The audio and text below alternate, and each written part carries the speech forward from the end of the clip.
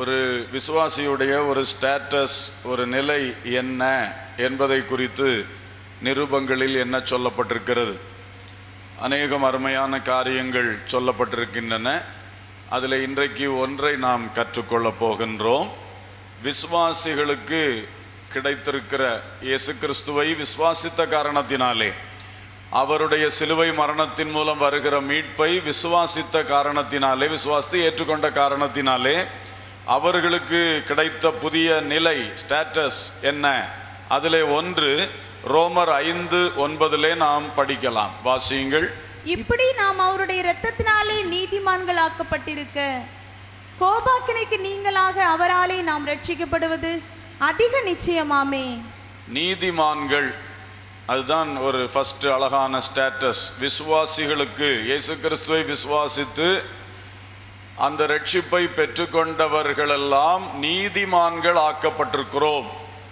எனவே ஒரு righteous people என்று சொல்லுகிற ஒரு ஸ்தானம், ஒரு நிலை நமக்கு கிடைத்திருக்கின்றது.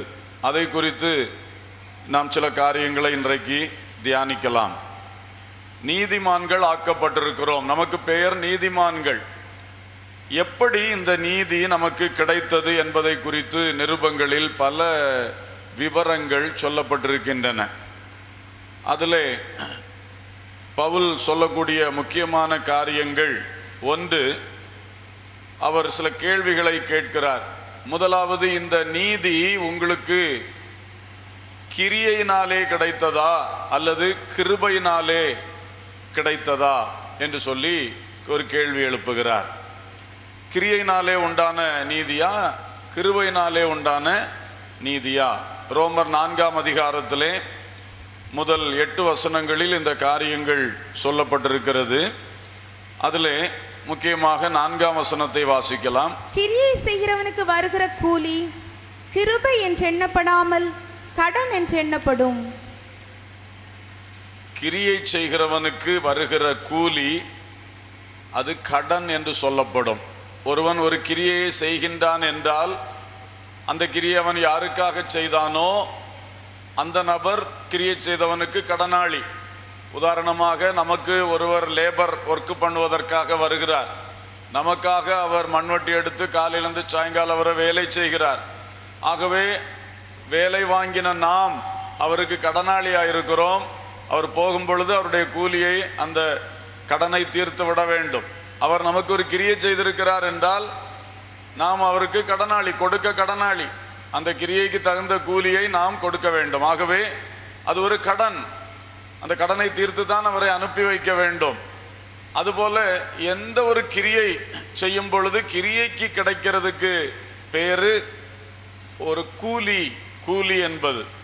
ஆனால் இங்கே நமக்கு கிடைத்திருக்கிற இந்த நீதி எப்படி கிடைத்தது என்றால், நாம் செய்த நம்முடைய சொந்த நல்ல கிரியைகளின் அடிப்படையிலே அதுக்கு கூலியாக இந்த நீதி தரப்படவில்லையாம்.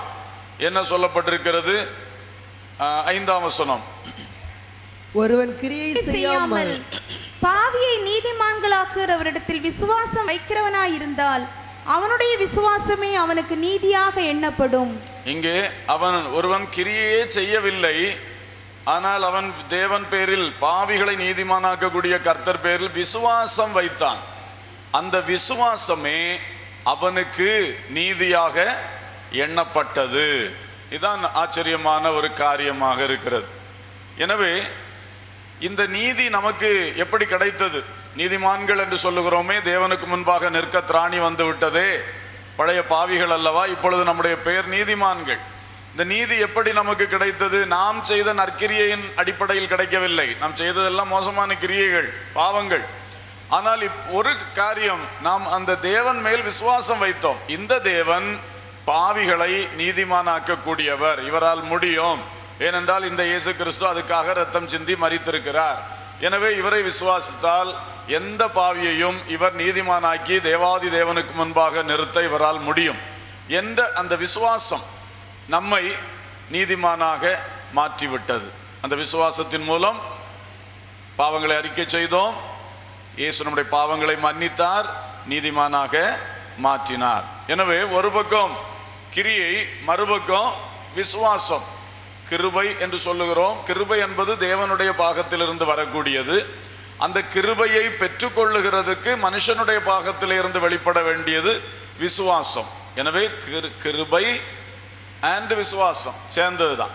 தேவனிடத்திலிருந்து கிருபை தரப்பட்டிருக்கிறது, நம்மிடத்திலிருந்து விசுவாசம் எழும்ப வேண்டும். இந்த விசுவாசம் அந்த கிருபையும் சேரும் பொழுது நாம் நீதிமான் ஆக்கப்படுகின்றோம். கர்த்தருக்கு ஸ்தோத்திரம். ஆனால் நிச்சயம் கிரியையினால் அல்ல. இது பேசிக்காக கிறிஸ்டியானிட்டிக்கு உள்ள வித்தியாசம். மற்ற எந்த மார்க்கமும் அதோடைய போதனைகள் எல்லாம் ஒரு கிரியையின் அடிப்படையில் உனக்கு நல்லது நடக்கும், நன்மை உண்டாகும் என்றுதான் அவைகள் சொல்லும். ஆனால் உண்மை அது அல்ல. நம்மை உண்டாக்கின மெய் தேவனிடத்திலிருந்து நாம் நீதியை பெற்றுக்கொண்டு அவருக்கு முன்பாய் நிற்க வேண்டும் என்றால் அது நம்முடைய சொந்த கிரியைகளினால் அல்ல, இயேசு சிலுவையில் செய்த கிரியையின் மேல் வைக்கிற விசுவாசத்தினாலே நாம் நீதிமானாக்கப்படுகிறோம். இனி இதை பற்றி சில பாயிண்ட்ஸ் அவர் சொல்லுகிறார். 4ஆம் அதிகாரம் 2ஆம் வசனத்திலே சொல்லும் பொழுது, ஆபிரகாம் கிரியைகளினாலே நீதிமானாக்கப்பட்டானாகில் மேன்மை பாராட்ட அவனுக்கு ஏது உண்டு. அப்போ இந்த கிரியை என்ற டாபிக்கு கீழே நம்ம பார்த்தோம்னா, கிரியை செய்கிறவனுக்கு கூலி, அடுத்தது அவனுக்கு மேன்மை பாராட்டுக்கு ஒரு இடம் இருக்குது. அங்கே நான் தான் செஞ்சேன், அதனால தான் எனக்கு இது கிடைத்தது, நான் உழைத்தேன், சம்பாதித்தேன், ஆனால் ஒரு மேன்மை பாராட்டல் இருக்கிறது. ஆனால் இந்த கிருபையாய் பெற்றவன் அல்லது இலவசமாய் பெற்றவன், அவனுக்கு பெருமை பாராட்ட, மேன்மையாக நான் செய்தேன், நான் பெற்றுக்கொண்டேன் சொல்லுக்குள்ள ஒரு மேன்மை பாராட்டல் இல்லை. ஏன்னா அது கிருபையினால கிடைத்தது, இலவசமாய் கிடைத்தது. நான் அதுக்காக ஒன்றும் கரையன் செலுத்தலை, நான் அதுக்காக ஒன்றும் கிரியை செய்யவில்லை. இதுதான் அதில் உள்ள வித்தியாசம். எனவே மேன்மை பாராட்டல் அங்கே இல்லை. நாமெல்லாம் ரட்சிக்கப்பட்டோன்னு சொன்னால் அதை வச்சு மேன்மை பாராட்டுறதுக்கு ஒன்றும் இல்லை. என்ன அவன் எல்லாம் மோசக்காரன், நான் மட்டும் நல்லாயிட்டேன் அப்படின்னு இல்லை. அந்த நல்லானது எப்படி ஆனேன்? அவருடைய சுத்த கிருபையினால தான் நான் இந்த பாக்கியத்தை பெற்றுக்கொண்டேன். ஸ்தோத்திரம். இன்னும் 4ஆம் வசனம் ஏற்கனவே வாசித்துட்டோம். இந்த கிரியை என்கிற பட்டியலில் பார்க்கும் பொழுது அவனுக்கு கொடுக்கப்பட்டது எதன் அடிப்படையில்னு சொன்னால் கடனின் அடிப்படையில் தான். அவனுக்கு கிரியை செய்கிறதுக்கு ஏதாவது ஒன்று இந்த உலகத்தில் கிடைக்குதுன்னா அது ஒரு கடப்பாடு, அந்த கடனுக்காக கொடுக்கப்படுறது. ஆனால் நமக்கு தேவன் தந்தது அப்படி அல்ல, கிருபையின் அடிப்படையில் தந்தார். கிரியை செய்கிறவனுக்கு கிடைக்கிற கூலி கடனின் அடிப்படையில், விசுவாசிக்கிறவனுக்கு கிடைக்கிற நீதி கிருபையின் அடிப்படையில். கர்த்தருக்கு ஸ்தோத்திரம். இன்னும் கலாத்தியர்ல இதை குறித்து சொல்லும் பொழுது, கலாத்தியர் 3ஆம் அதிகாரம் 2ஆம் வசனத்திலும் 5ஆம் வசனத்திலும் சொல்லும் பொழுது ஒரு காரியத்தை சொல்லுகிறார். இந்த கிரியை செய்கிறவனுக்கு அவன் நியாயப்பிரமாணத்தின் கிரியை செய்கிறான். நியாயப்பிரமாணத்திலே பார்த்து எதை எதை செய்யணுமோ அதெல்லாம் செய்து அந்த கிரியையினாலே நான் நீதிமானாக நிற்கிறேன் என்று அவன் சொல்லுகிறான். ஆனால் மறுபக்கம் விசுவாச கேள்வி என்று இன்னொன்றை சொல்லுகிறார். கலாத்தியர் 3:2 2 விஷயம் சொல்லுகிறார். ஒன்று நியாயப்பிரமாணத்தின் கிரியை, மற்றொன்று விசுவாசத்தின் கேள்வி. ஹல்லேலூயா, ஸ்தோத்திரம். இப்ப நியாயப்பிரமாணத்தின் கிரியைன்னு சொன்னா என்ன? நியாயப்பிரமாணத்தை படிக்கிறான், அதன்படி அவன் என்ன சொல்றான்? நான் இதை கிரியை செய்து விட்டேன். அந்த இளைஞனாகிய அந்த ஐஸ்வர்யவானாகிய தலைவன் இயேசுவண்டை வந்து அப்படித்தான் சொன்னான், இதன்படி எல்லாவற்றின்படி நான் சரியாக இருக்கிறேன், இனி நான் என்ன செய்ய வேண்டும்? அப்போ என்னுடைய எல்லா கிரியையும் கரெக்டா இருக்கிறது, இனி ஏதாவது கிரியை உண்டா செய்வதற்கு என்று தான் வருகிறான். அப்போதான் கர்த்தர் வந்து உள்ளத்தின் ஆழத்தில் உள்ள ஒரு தன்மையை எடுத்து காட்டுகிறார். வெளிக்கிரியெல்லாம் நீ கரெக்டா இருக்கிறாய், நியாயப்பிரமாணத்தின்படி உள்ள கிரியையினாலே நான் நீதிமான் என்று நினைத்து அவன் வந்து நிற்கிறான். கர்த்தர் சொல்லுகிறார், உனக்கு உள்ளே இருக்கிற தன்மை எப்படி இருக்கிறது அதை ஒன்றை எடுத்து காட்டினார். உனக்குள்ளே பொருளாசை கிடக்கிறது, உனக்கு உண்டானவைகளை விட்டு தரித்திரன்னு கொடு பார்ப்போம், கொடுத்து விட்டு என்னை பின்பற்றி வா என்ற அந்த ஒரு வார்த்தைக்கு முன்னால் அவனுக்கு என்ன செய்ய முடியல? நிற்க முடியல. அப்போ நியாயப்பிரமாணத்தின் கிரியைகளின்படி அவன் பெரிய நீதிமான் என்று தன்னை நினைத்து கொண்டிருக்கிறான். அதே வேளையிலே இந்த விசுவாச கேள்வி வரும் பொழுது உள்ளத்திலிருந்து ஒரு பாயிண்டை தான் தூக்கி காட்டினார். பாருப்பா, உனக்கு இருக்கிற குறைய பார்த்தியா? உனக்கு உள்ள என்ன இருக்குது? பொருள் மேல ஆசை வச்சிருக்க, பொருளை அவனுக்கு விட முடியாது. இந்த ஒரு பாயிண்ட்லேயே அவனால நிற்க முடியல. எனவே நியாயப்பிரமாணத்தின் கிரியைகளினாலே தன்னை நீதிமானாக்குகிறவன் உள்ளத்திலே இந்த விசுவாச கேள்வியினாலே வருகிற நல்ல மாற்றங்களை அவன் அடைந்து கொள்ளவில்லை. ஆகவே நாம இந்த பக்கம் பார்க்கும் பொழுது இந்த விசுவாசத்தின் மூலம் வருகிறது, விசுவாச கேள்வியின் மூலம் நமக்குள் வருகிறது உள்ளான ஜீவித மாற்றங்கள். அல்லேலூயா. தேவன் விரும்புகின்ற உள்ளான ஜீவித மாற்றங்கள் நமக்குள் வருகின்றது. கர்த்தருக்கு ஸ்தோத்திரம். எனவே இந்த பகுதியிலே அவர் சொல்லுகிறது, கிரியையினால் அல்ல, தேவனுடைய கிருபையின் மேல் ஆபிரகாம் கொண்ட விசுவாசமே அவருக்கு நீதியாக எண்ணப்பட்டது. கர்த்தருக்கு ஸ்தோத்திரம். இதில் ஒரே ஒரு பாயிண்டை உங்கள் மனதில் வைக்கும்படி திரும்ப சொல்லுகிறேன். தேவ கிருபையினால் தேவ நீதி கிடைத்தது. பவுலுடைய ஆர்கியூமெண்ட் நிறைய போகுது, நமக்கு ஷார்ட்டாக இவ்வளவும் பார்த்தோம். கிருபையா கிரியையா கிருபையா, இதுக்கு முடிவு என்னன்னு சொன்னால் தேவ கிருபையினாலே தேவ நீதி கிடைத்தது. மனசில் நிற்குமா? அடுத்தடுத்த பாயிண்ட் வரும்போது இது டெவலப் ஆகும். அதுக்கு தான் நான் சொல்லுகிறேன், இதை மனசில் வச்சுக்கணும். தேவ கிருபையினாலே தேவ நீதி கிடைத்தது. இதுதான் இதில் நம்ம அறிய வேண்டிய விஷயம். கிரியையினால கிடைக்கல, தேவன் மனுஷன் மேல் வைத்த ஒரு பெரிய கிருபை, அந்த கிருபையினாலே நமக்கு தேவ நீதி கிடைத்தது. அதனால தான் இன்றைக்கு நீதிமான்கள் என்று அழைக்கப்படுகிறோம், விசுவாசிகள் என்று அழைக்கப்படுகிறோம். சரி, இனி அடுத்தது பவுலுடைய ஆர்கியூமெண்ட் எங்க போகிறதுன்னா, ரோமர் 4ஆம் அதிகாரம் 9 முதல் 12 வரையிலான வசனங்களிலே அவர் இன்னொரு காரியத்தை எடுத்து வைக்கிறார். விருத்த சேதனமா விசுவாசமா? முதல்ல கிரியையா விசுவாசமா என்று சொன்னார், அல்லது கிரியையா கிருபையா என்று சொன்னார். அடுத்தது சொல்லும் பொழுது சொல்லுகிறார், இப்ப விருத்த சேதனமா விசுவாசமா, அதை ரெண்டையும் எடுத்து வைத்து பேசுகிறார். அப்ப அவர் கேட்கிறது என்னவென்றால், ஆபிரகாம், நம்முடைய முற்பிதாவாகிய ஆபிரகாம் விருத்த சேதனம் பண்ணப்பட்டார், உண்மை. ஆனால் அவருக்கு அந்த அவருடைய விசுவாசம் நீதியாக எண்ணப்பட்டது என்று சொல்லி இருக்கிறதே, அது அவர் விருத்த சேதனம் பெறுவதற்கு முன்னாடியா பின்னாடியா? அதான் அவருடைய கொஸ்டின். ஆபிரகாம் விசுவாசத்தினாலே நீதிமானாக்கப்பட்டான்னு சொல்லியிருக்கு இல்லையா, அது அவன் விருத்த சேதனம் பெற்ற பிறகுதான் அந்த நீதி அவன் அடைந்து கொண்டானா, அல்லது விருத்த சேதனம் பெறதுக்கு முன்னாடியே அடைந்து கொண்டானா? அவரே அங்கே பதில் சொல்லுகிறார், அவன் விருத்த சேதனம் பெறுவதற்கு முன்னாலேயே அந்த நீதியை பெற்றான். எப்பொழுது கர்த்தர் அவனை அழைத்து அந்த தேவன் மேல் வைக்கிற விசுவாசத்தோடு அவன் எப்பொழுது புறப்பட்டு வந்தானோ அப்பொழுதே அந்த விசுவாசம் அவனுக்கு நீதியாக எண்ணப்பட்டு விட்டது. அல்லேலூயா. பிறகு கொஞ்ச காலம் தாண்டின பிறகு, ஈசாக்கெல்லாம் பிறந்த பிறகு, இஸ்மவேல் பிறந்த பிறகுதான் இந்த விருத்த சேதன காரியமே என்ன செய்கிறது, நடைமுறைக்கு வருகின்றது. அப்போ பாருங்கள், விருத்த சேதனம் என்பது அடுத்துதான் வந்தது. முதல்ல விசுவாசத்தினால அவன் நீதிமான் ஆக்கப்பட்டாச்சு, ஏற்கனவே பட்ட பிறகு ஒரு அடையாளமாக தேவன் கொடுத்தது தான் விருத்த சேதனம். இதைத்தான் அந்த ரோமர் 4:9 முதல் 12 வரையில் இருக்கிற காரியங்களிலே அவர் சொல்லுகிறார்.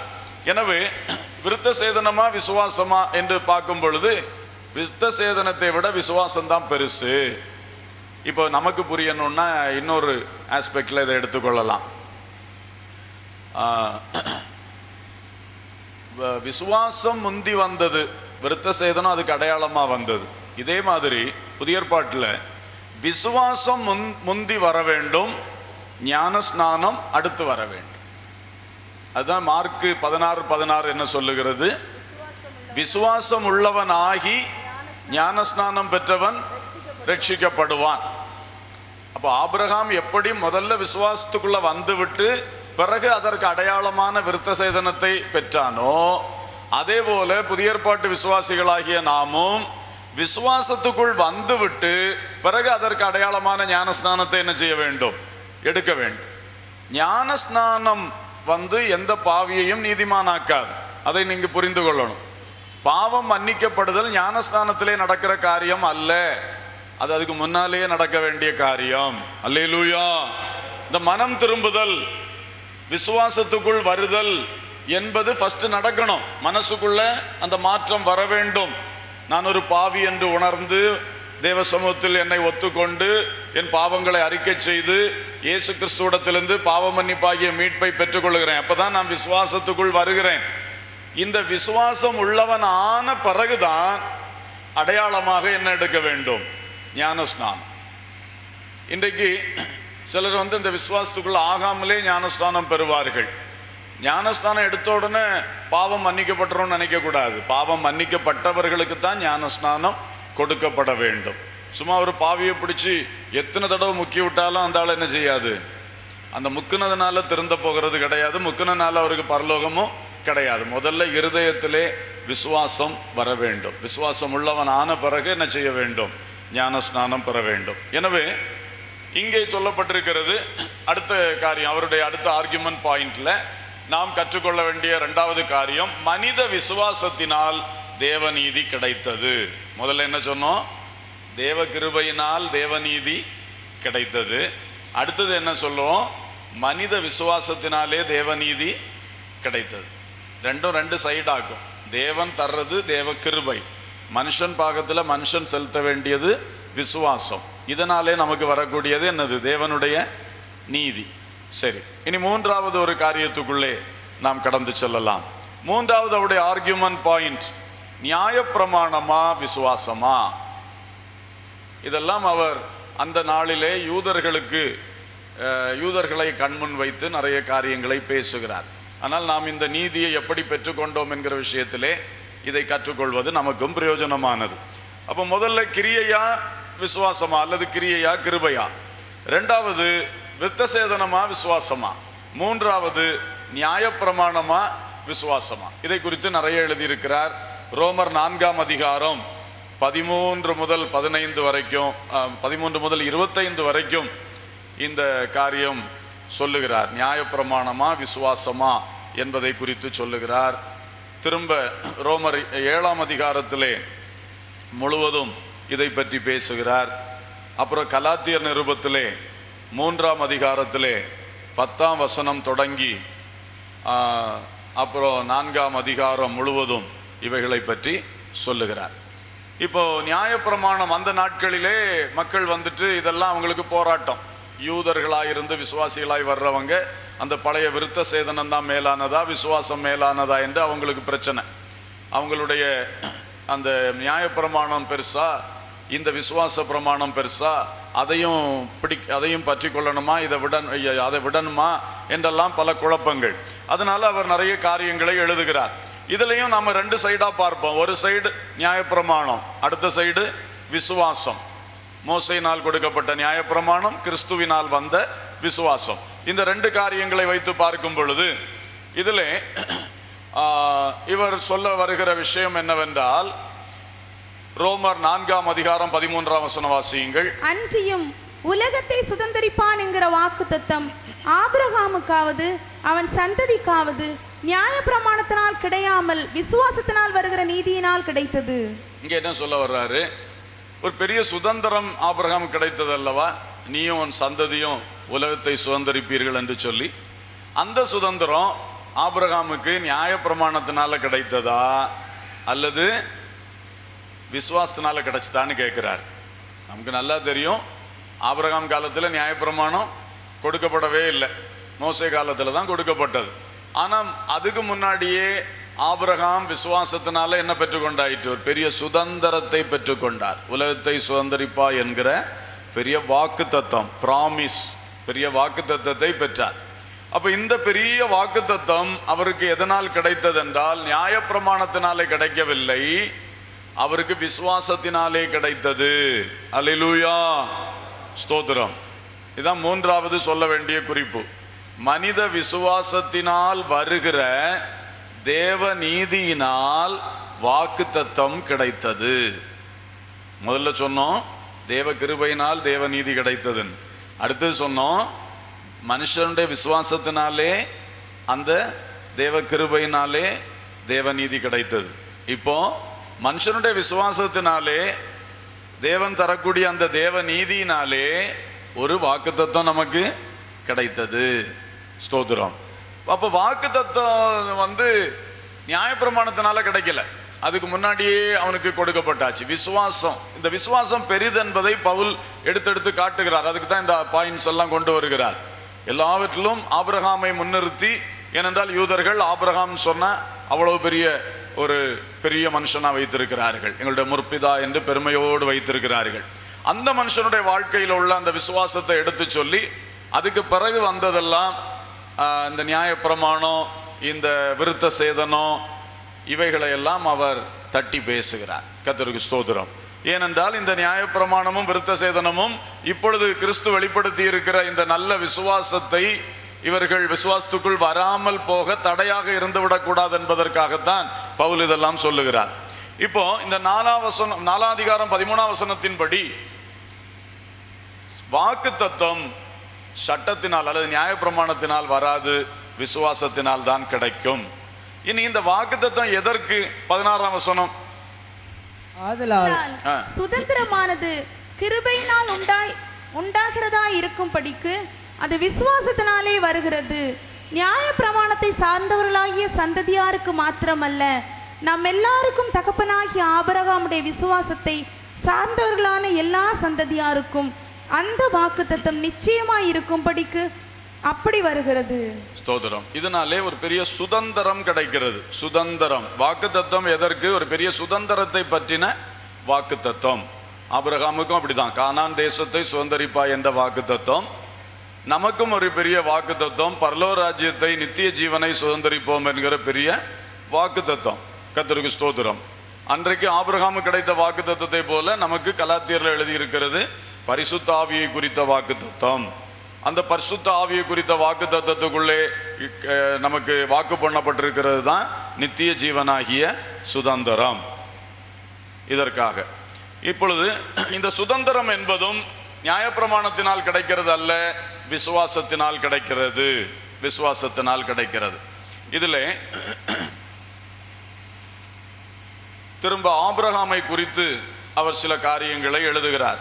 இந்த கம்பாரிசனை இங்கே விட்டுவிட்டு ஆபிரகாமுடைய விசுவாசம் எப்படிப்பட்டது என்று 17 வசனத்திலிருந்து எழுதுகிறார். அநேக ஜாதிகளுக்கு உன்னை தகப்பனாக ஏற்படுத்தினேன் என்று எழுதியிருக்கிறபடி அவன் தான் விசுவாசித்தவருமாய் மரித்தோரை உயிர்த்து இல்லாதவைகளை இருக்கிறவைகளைப் போல் அழைக்கிறவருமாய் இருக்கிற தேவனுக்கு முன்பாக நம் எல்லாருக்கும் தகப்பனானான். அவனுடைய விசுவாசம் எப்படிப்பட்ட விசுவாசம்? 18 வசனத்தில் சொல்லியிருக்கு, நம்புகிறதற்கு ஏதுவில்லாதிருந்தும் அதை நம்பிக்கையோடு என்ன செஞ்சான்? விசுவாசித்தான். அவனுக்கு சொல்லியிருக்கு அநேகம் ஜாதிகளுக்கு தகப்பனாவாய். ஆனால் ஒரு சொந்த பிள்ளை கூட இல்லை. சொந்த பிள்ளை பறக்கிறதுக்குள்ள வாய்ப்பும் எல்லாம் இல்லாமலே போயாச்சு, ஏதுவே கிடையாது. அப்படி ஏதுவே இல்லாமல் இருக்கும் பொழுதும் அவன் விசுவாசித்தான். அப்படிப்பட்ட ஒரு விசுவாசம் விசுவாசிகளாகிய நமக்கு வேண்டும். அந்த தேவ நீதியை பெற்றுக்கொண்டவர்கள் இனி அந்த தேவ நீதியை முழுமையுமாய் அனுபவிக்க வேண்டுமே. அப்ப இந்த விசுவாசத்திலே தானே நாம் வளர்ந்து வர வேண்டும். இந்த விசுவாசம் எத்தகைய விசுவாசம்? ஆபிரகாமுக்குள் இருந்தது போன்ற விசுவாசம். அது எப்படிப்பட்டது? ஒரு வாக்குத்தத்தம் அவனுக்கு கிடைத்தது, திரளான ஜாதிகளுக்கு தகப்பனாவாய். ஆனா இப்போ அதை விசுவாசிக்கிறதுக்கு ஒரு சின்ன தடயம் கூட கிடையாது. ஒரு தடயமும் இல்லை. ஆனா சொல்லுகிறார், பெரிய காரியத்தை சொல்றார். ஒரு 4 பிள்ளைகளை கொடுத்துட்டு நீ பெரிய ஜாதி ஆவாயின்னு சொன்னா அவன் விசுவாசிப்பான். சரி, இந்த 4 பிள்ளைகள் மூலம் எனக்கு பெரிய ஜாதிகள் உண்டாயிரும் சொல்லுவான். இது ஒரு பிள்ளை கூட கிடையாது. சாராளுக்கு வயதாயிடுச்சு, இவனுக்கு வயதாயிடுச்சு, இனி ஒரு பிள்ளை பிறக்குமான்னு சொல்ற அந்த நம்பிக்கை, அந்த ஏதோ தடயம் எல்லாமே போச்சு. இப்பவும் வாக்குத்தத்தம் இருக்கு, உனக்கு நான் அநேக ஜாதிகளுக்கு உன்னை தகப்பனாக மாற்றுவேன். ஆனா இந்த மனுஷன் நம்புகிறதுக்கு ஏதுவும் இல்லாதிருந்தும் நம்பிக்கையோடே விசுவாசத்தான் சொல்லியிருக்கு. அடுத்தது 19 வசனத்துல அவன் விசுவாசத்திலே பலவீனமாய் இருக்கவில்லையா. பாருங்க, விசுவாசம், அவனுடைய விசுவாசத்தை அவர் ஏன் தெரியுமா அவனுடைய விசுவாசத்தை பட்டியல் போடுறாரு. கடைசியில் சொல்றாரு, இது போல நாம விசுவாசிக்கணும்னு சொல்றாரு. அதுக்கு தான் அதை கொண்டு வர்றார். கர்த்தருக்கு ஸ்தோத்திரம். விசுவாசத்தில் பலவீனமா இருக்கு இல்லையா. இவ்வளவு நம்புறதுக்கு ஒரு தடயம் கூட இல்லாத பொழுதும் பலவீனமா இருக்கல.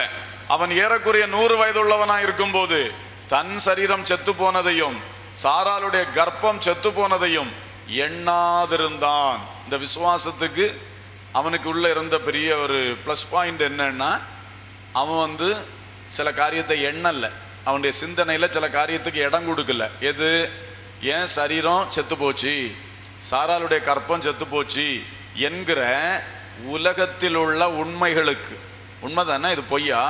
ஆபிரகாம் சரீரம் செத்து போச்சுன்னு உள்ளது இட் இஸ் அ ஃபேக்ட். அது மெடிக்கல் சயின்ஸ் படி உண்மை, ஃபேக்ட். சாராளுடைய கர்ப்பம் செத்து போச்சுன்னு உள்ளது அது ஒரு உண்மை. இந்த உண்மைகளை தன் மனதில் என்ன செய்யாதிருந்தானா? சொல்லுங்களேன். எண்ணாதிருந்தான். அதனால அவன் விசுவாசத்துல எப்படி இருந்தானா? பலமா இருந்தானா. இப்போ இப்படிப்பட்ட தேவனுடைய வாக்குத்தத்தம் ஒன்று இருக்கிறது. அது அநேக ஜாதிகளுக்கு தகப்பனாவாய். சரி, இந்த வாக்குத்தத்தத்துக்கு இப்ப கம்ப்ளீட் எதிரடையாக ஃபேக்ட், உண்மை நிலவரங்கள் எப்படி இருக்கிறது? கம்ப்ளீட் எதிரடையா இருக்கு. இதுக்கு இனி வேற ஒரு ப்ரூஃப் தேவையில்லை. அப்படி எதிரடையா இருக்கு 100க்கு 100. ஆனாலும் அந்த மனுஷன் இதை, அந்த தேவனுடைய வாக்குத்தத்தத்துக்கு எதிரான உலக உண்மைகளை அந்த மனிதன் எண்ணாதிருந்தான். அல்லேலூயா. என்ன ஆச்சரியம் பாருங்க. அதனாலதான் அவன் விசுவாசத்துல எப்படி இருக்கவில்லையா? சொல்லுங்க, பலவீனமா இருக்கலையா? விசுவாசத்துல ஸ்ட்ராங்கா இருந்தானா. ஏன்னா இந்த சிந்தனைய ஸ்ட்ராங்கா வச்சுக்கிட்டான். சிந்தனையில இங்க உள்ள சில உண்மைகளை அவன் அலசிக்கொண்டே இருந்திருந்தா அவனால விசுவாசத்துல என்ன செய்திருக்க முடியாதான்? பலமா இருந்திருக்க முடியாதான். சோ அவன் எண்ணாதிருந்தான். அடுத்தது 20ஆம் வசனம், தேவனுடைய வாக்குத்தத்தத்தை குறித்து அவன் அவிசுவாசமாய் சந்தேகப்படாமல். அடுத்தது பாருங்க, இந்த மாதிரி சில உண்மைகளை எண்ணத்துல கூட எடுக்காம சிந்தனையை காத்து கொண்டிருந்தான். வாக்குத்தத்தத்தை தான் நினைச்சுக்கிட்டே இருந்தான். அதுக்கு எதிரடையான உலக உண்மைகளை கூட எடுக்கல மனசுல. அடுத்தது, அந்த வாக்குத்தத்தத்தை குறித்து ஒரு அவிசுவாசமான ஒரு சந்தேகத்துக்கு இடமே கொடுக்கலையாம். ஏன்னா இந்த உலக உண்மைகளை கொஞ்சம் சிந்திக்க ஆரம்பிச்சா அதை பற்றி சந்தேகம் வரும். அப்ப எப்படி, ஏன் சரீரம் இப்படி இருக்கிறது, என் மனைவியுடைய கர்ப்பம் இப்படி ஆயாச்சு, இனி எப்படி அந்த வாக்குத்தத்தம் நடக்கும் அப்படின்னு சொல்லி வாக்குத்தத்தத்தின் மேல அவிசுவாசமும் சந்தேகம் வரும். அதனாலதான் அவன் என்ன பண்ணிட்டான்? இங்கே எண்ணத்தை அவன் சிறைபிடித்து கொண்டான். கிறிஸ்துவுக்குள் உங்கள் எண்ணங்களை சிறைப்படுத்துங்கள்னு சொல்லியிருக்கே. தேவையில்லாத எண்ணங்களுக்கு போகாதபடி இந்த எண்ணத்தை சிறைபிடித்து அதை அதுக்கு நேராக மட்டும் அதை அப்படியே அப்கீப் பண்ணி வச்சுட்டே இருக்கிறான். மேலே தூக்கி பிடிச்சிட்டே இருக்கிறான். அதை பற்றி ஒரு அவிசுவாசம் உள்ள வர விடலை, ஒரு சந்தேகம் உள்ள வர விடலை. அப்படிப்பட்ட ஒரு வளமான விசுவாச சிந்தை ஆபிரகாமுக்குள் இருந்ததுனால அவன் விசுவாசத்திலே பலன் உள்ளவனாக இருந்தான். அல்லேலூயா, ஸ்தோத்திரம். அடுத்து என்ன சொல்லியிருக்கு? தேவன் வாக்குத்தத்தம் பண்ணினதை நிறைவேற்ற வல்லவரா இருக்கிறார் என்று முழு நிச்சயமாய் நம்பி தேவனை மகிமைப்படுத்தி விசுவாசத்தில் வல்லவனானான். அல்லேலூயா. அப்ப அவன் இந்த மாதிரி சிந்தனையை கம்ப்ளீட்டா எடுத்து போட்டு அதை நினைத்து தேவன், அதை சொன்ன தேவன் எப்படிப்பட்டவர்? வாக்குத்தத்தம் மேன்மை உள்ளது. அந்த வாக்குத்தத்தத்தை தந்தவர் சொன்னதை செய்கிறவர். அல்லேலூயா. அவர் சொன்னதை நிறைவேற்ற வல்லவர். தேவனால் கூடாத காரியம் ஒன்றுமில்லை. தேவனாலே எல்லாம் கூடும். இதுல எல்லாம் அவன் ரொம்ப ஸ்ட்ராங்கா இருந்தான். முழு நிச்சயமாய் நம்பினான். சொன்னது ஒரு மனுஷனா இருந்தா நான் சந்தேகப்படலாம். சொன்னது வேற யாரோவா இருந்தா நான் கொஞ்சம் அவிசுவாசம் வைக்க வேண்டிய சூழ்நிலைகள் உண்டு. சொன்னது யார்? தேவன். அந்த தேவன் சொன்னதை நிறைவேற்ற வல்லவர். அந்த விஷயத்துல முழு நிச்சயம் 100% அவன் நிச்சயத்திருந்தான், கான்பிடண்டா இருந்தான். அதனால விசுவாசத்துல வர வர என்னதாயிட்டே வந்தானா? வல்லவனாகி கொண்டே வந்தான். ஆகையால் அது அவனுக்கு நீதியாக எண்ணப்பட்டது. இப்போ பவுல் ஸ்டெப்பா வந்துட்டார் இல்லையா? 4ஆம் அதிகாரத்திலிருந்து ஃபர்ஸ்ட் என்ன சொன்னாரு? இந்த கிரியை ஒன்றுக்கும் உதவாதுப்பா, நீ கர்த்தர் மேல வைக்கிற விசுவாசம் தான் உன்னைய நீதிமானா மாற்றும். அடுத்தது சொல்றாரு, நீ விருத்த சேதனம் எடுத்திருக்கன்னு சொல்லி பெருமை பாராட்டி நிக்காத. விருத்த சேதனம் எல்லாம் மாம்சத்துல செய்யக்கூடிய கிரியைகள் தான். நீ விசுவாசத்துல வரணும். உள்ளத்துல வரக்கூடிய விசுவாசம் தான் இந்த விருத்த சேதனத்தோட மேன்மையானது சொன்னார். அடுத்தது சொன்னார், எழுதப்பட்ட சட்டத்திட்டம். இந்த எழுதப்பட்ட சட்டத்திட்டத்தை விட தேவன் வைக்கிற விசுவாசம் தான் பெருசு. இப்படி ஒவ்வொன்றுக்கு மேல விசுவாசத்தை தூக்கி கொண்டு வந்துட்டு அதற்கு ஒரு எக்ஸாம்பிள் யாரு? நீ கனம் பண்ணுகிற மதிக்கிற உன் முற்பிதாவாகிய ஆபிரகாம், அவருடைய விசுவாசத்தை பார். எப்படிப்பட்ட விசுவாசம்! அது அழகா போட்டு காண்பித்தார். இப்படிப்பட்ட விசுவாசம், அதனாலதான் அவருக்கு அது நீதியாக எண்ணப்பட்டது. இனி அடுத்தது என்ன சொல்றார்?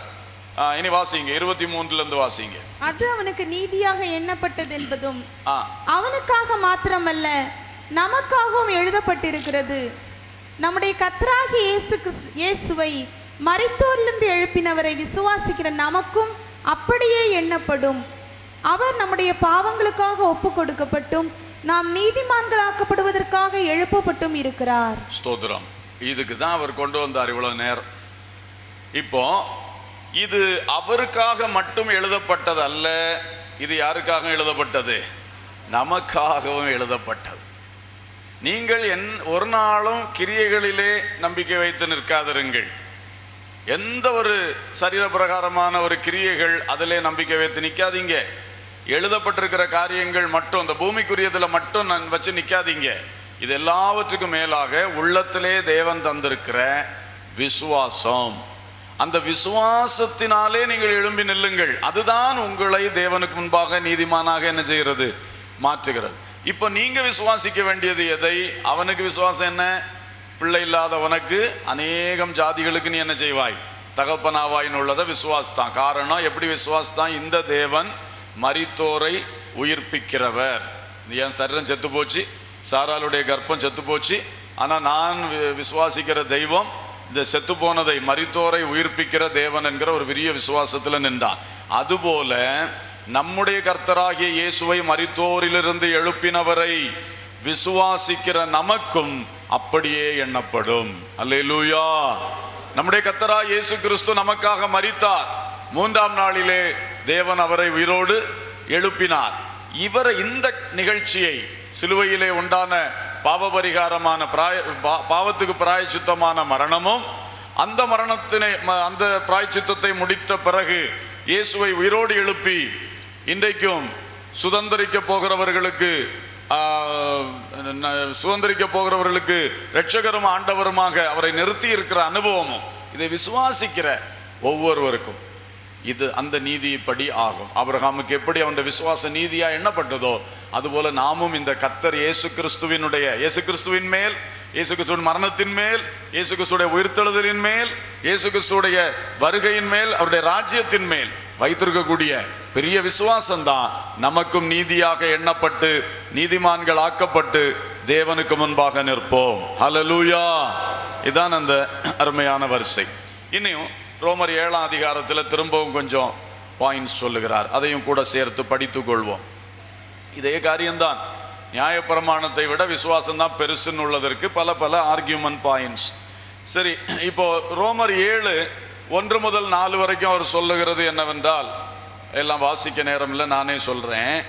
அங்க என்ன சொல்றாருன்னா, ஒரு மனுஷன் உயிரோடு இருக்கும் அளவும், அதாவது ஒரு புருஷன் உயிரோடு இருக்கும் அளவும் அவனுடைய மனைவி பிரமாணத்தினாலே அவனுக்கு என்ன செய்யப்பட்டிருக்கிறாள்? கட்டப்பட்டிருக்கிறாள். அந்த மனுஷன் செத்து போனான்னா அந்த மனைவி ஃப்ரீ ஆயிட்டான். இனி இன்னொரு ஆள் அவ என்ன செய்யலாம்? கல்யாணம் பண்ணலாம் இல்லையா? அது பிரமாணம். வேதத்தின் பிரமாணம் என்ன? ஒரு புருஷன் உயிரோடு இருக்கும் பொழுது இன்னொரு நபரை விவாகம் பண்ணக்கூடாது. அப்படி பண்ணா அதுக்கு பேரு விபசாரம். புருஷன் உயிரோடு இருக்கும் பொழுது இன்னொருவரை விவாகம் பண்ணக்கூடாது. ஆனால் புருஷன் மரித்து போனால் இன்னொருவரை விவாகம் பண்ணிக்கொள்ள அவள் விடுதலையாயிருக்கிறாள். அதை வச்சு சொல்றாரு, நம்ம முன்னாடி நியாயப்பிரமாணம் என்னும் புருஷனுக்கு கட்டப்பட்டு இருந்தோம், இப்ப நியாயப்பிரமாணம் என்னும் புருஷனுக்கு வேலை முடிஞ்சு போச்சு. இப்ப நாம கிறிஸ்து என்னும் புருஷன் வந்துட்டா இருப்போம். விசுவாசம், கிறிஸ்துவுக்குள்ளான விசுவாசம் வந்தாச்சு. கிறிஸ்து என்னும் புருஷன். அப்ப சொல்றாரு, யூதர்களே, நியாயப்பிரமாணத்தை ஸ்ட்ரிக்டா ஃபாலோ பண்றவர்களே, உங்க பிரமாணத்தின்படியே புருஷன் செத்தாச்சு இல்ல, இப்போ நீ புதிய ஆளை கல்யாணம் பண்ண உனக்கு ஃப்ரீ ஆயிட்டால, சுயாதீனமாகி விட்டாய் அல்லவா? பிறகு ஏன் நீ திரும்ப அந்த நியாயப்பிரமாணத்தை யோசித்துக்கிட்டு அதை விட்டுட்டு எப்படி கிறிஸ்துவ கிட்டத்துல வர்றது, அதை விட்டுட்டு எப்படி கிறிஸ்துவ கிட்ட வர்றதுன்னு சொல்லி நீ ஏன் குழம்புகிறாய்? தைரியத்தோடு வா என்று சொல்லுகிறார். அவர்களுடைய பாயிண்ட் எடுத்து அவர் முன்னால வச்சு சொல்றார், அது ஒரு புருஷன் செத்தாச்சுன்னா you are free to marry another man. அதே மாதிரி நியாயப்பிரமாணத்துக்கு வேலை முடிஞ்சு போச்சுயா. இயேசு கிறிஸ்து சிலுவையில் அறையப்பட்டதோட நியாயப்பிரமாணம் முடிஞ்சு போச்சு. இப்ப விசுவாசம் எழும்பியாச்சு, கிறிஸ்து வந்தாச்சு, கிறிஸ்துவின் பிரமாணம், விசுவாச பிரமாணம். நீ அதனால தைரியமாக அதை விட்டுட்டு இதை பற்றிக்கொள் என்று அவர் தைரியமா சொல்றார். ஆனா சொல்லி வரும் பொழுது நியாயப்பிரமாணம் செத்துட்டுன்னு சொன்னா யூதரை அடிச்சு போடுவான்னு, அதனால கொஞ்சம் பாயிண்ட மாத்தி விட்டார். அதான் நமக்கு சில வேளை புரியதுக்கு கொஞ்சம் கஷ்டமா இருக்கும். பாருங்க, அதை வாசிக்கும் பொழுது உங்களுக்கு தெரியும். அது எப்படி எனில் 2ஆம் வசனம், புருஷனை உடைய ஸ்திரீ தன் புருஷன் உயிரோடு இருக்கும் அளவும் நியாயப்பிரமாணத்தின்படியே அவனுடைய நிபந்தனைக்கு உட்பட்டிருக்கிறாள். புருஷன் மரித்த பின்பு புருஷனை பற்றிய பிரமாணத்தினின்று விடுதலையாயிருக்கிறாள். ஆகையால் புருஷன் உயிரோடு இருக்கையில் அவள் வேறொரு புருஷனை விவாகம் பண்ணினால் விபசாரி எண்ணப்படுவாள். புருஷன் மரித்த பின்பு அவள் அந்த பிரமாணத்தின்று விடுதலையானபடியால் வேறொரு புருஷனை விவாகம் பண்ணினாலும் விபசாரி அல்ல. அப்படி போல என் சகோதரரே, நீங்கள் மரித்தோரிலிருந்து எழுந்த கிறிஸ்து என்னும் வேறொருவர் உடையவர்கள் ஆகி தேவனுக்கென்று கனி கொடுக்கும்படி கிறிஸ்துவின் சரீரத்தினாலே நியாய பிரமாணத்துக்கு மரித்தவர்கள் ஆனீர்கள். அந்த கடைசியில வரும்போது பிளாட்டா என்ன சொல்லணும், நீங்க கிறிஸ்து என்ன ஒரு அடுத்த ஆளுக்கு உரியவர்களா மாறிட்டீங்க.